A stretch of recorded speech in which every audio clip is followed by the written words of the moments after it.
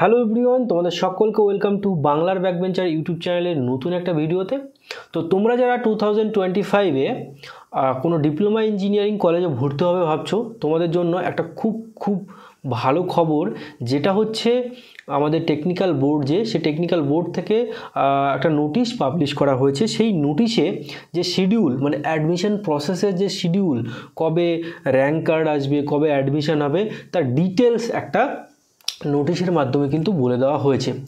যে ডেটগুলো তোমাদের কিন্তু জানা খুব ইম্পর্টেন্ট, মানে কবে বেরোবে, কি ফর্ম, কবে অ্যাডমিশন হতে হবে, কবে কি করতে হবে, সব কিছু কিন্তু তোমাদের মনে রাখা খুব প্রয়োজন। কারণ এই ডেটগুলো একবার মিস হয়ে গেলে তাহলে কিন্তু আর অ্যাডমিশন হতে পারবে না। কারণ খুব শর্ট টাইমের মধ্যে কিন্তু তোমাদের অ্যাডমিশন প্রসেসটা কমপ্লিট করতে হবে।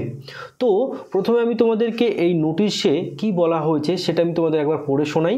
তারপরে যে ইম্পর্টেন্ট ডেটগুলো আছে, সেই ইম্পর্টেন্ট ডেটগুলো কি সেটাও আমি তোমাদেরকে বলে বুঝিয়ে দেবো।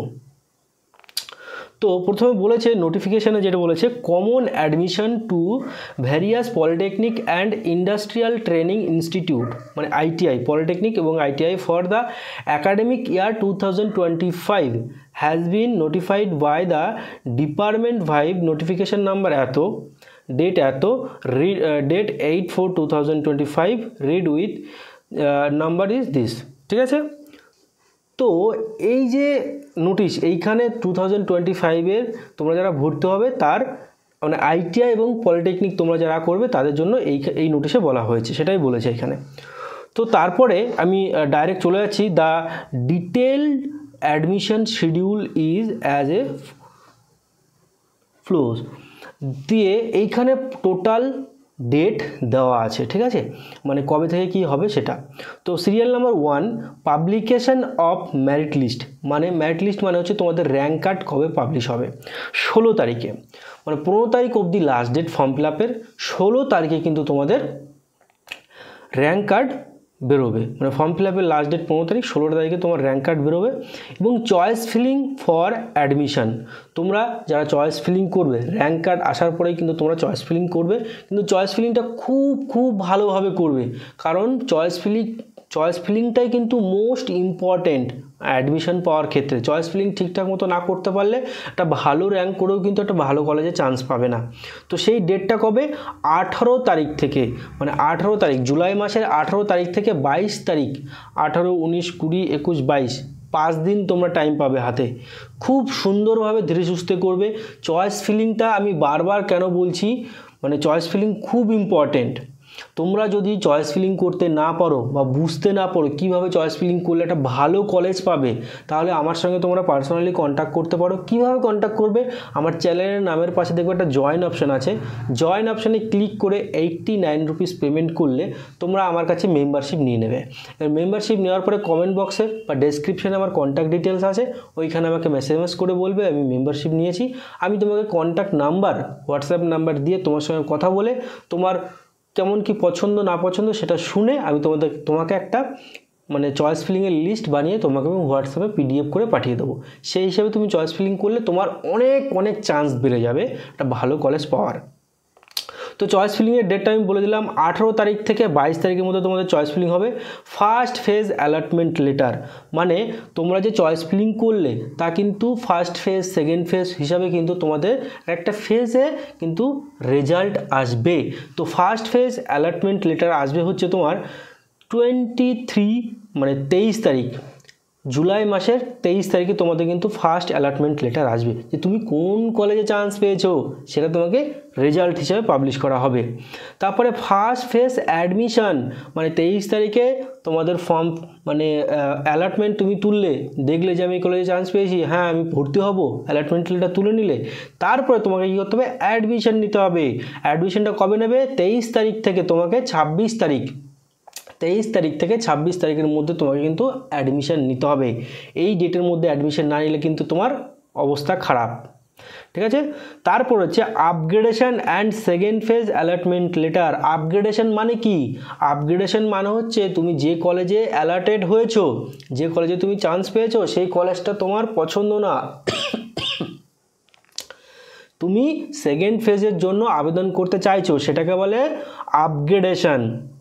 এবং সেকেন্ড ফেজ অ্যাডমিশন, ধরো তুমি সেকেন্ড ফেজ আপগ্রেডেশন এবং সেকেন্ড ফেজ অ্যালটমেন্ট, সেটা তোমার 28 তারিখে তোমাদের কিন্তু সেইটা করতে হবে। Upgradation and second phase allotment সেটা তোমাদের 28 তারিখে আসবে। এবং সেকেন্ড ফেজ অ্যাডমিশনটা কবে হবে?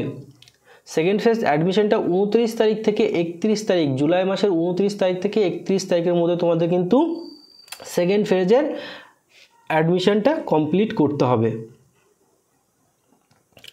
এইবার এই বছর একটু কিন্তু চেঞ্জেস এসেছে। সেই চেঞ্জটা কি?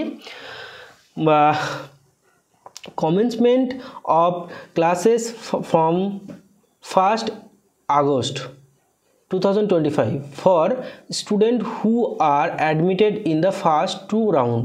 মানে তোমরা ফার্স্ট রাউন্ড এবং second round, first phase second ফেজে তোমরা যারা অ্যাডমিশন নিয়ে নেবে, তোমাদের ক্লাস কিন্তু 1 তারিখ, আগস্ট মাসের 1 তারিখ থেকে শুরু হয়ে যাবে।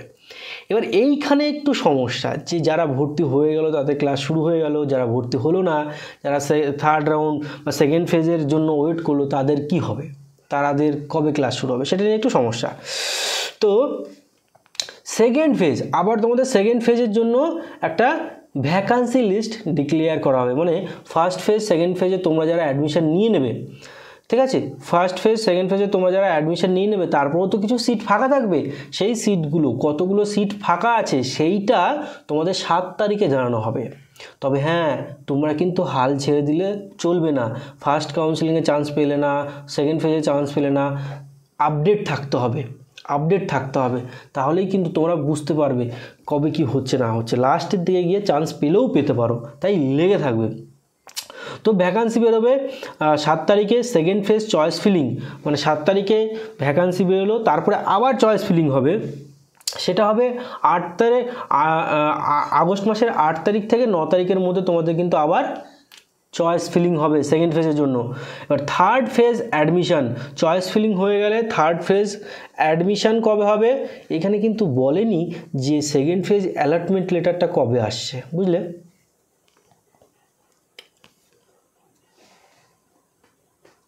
ডাইরেক্ট অ্যাডমিশনে চলে এলো, চয়েস ফিলিংয়ের পরে অ্যাডমিশন। থার্ড ফেজ অ্যাডমিশন 10 তারিখ থেকে 11 তারিখের মধ্যে তোমাদের কিন্তু অ্যাডমিশন নিয়ে নিতে হবে। বুঝলে?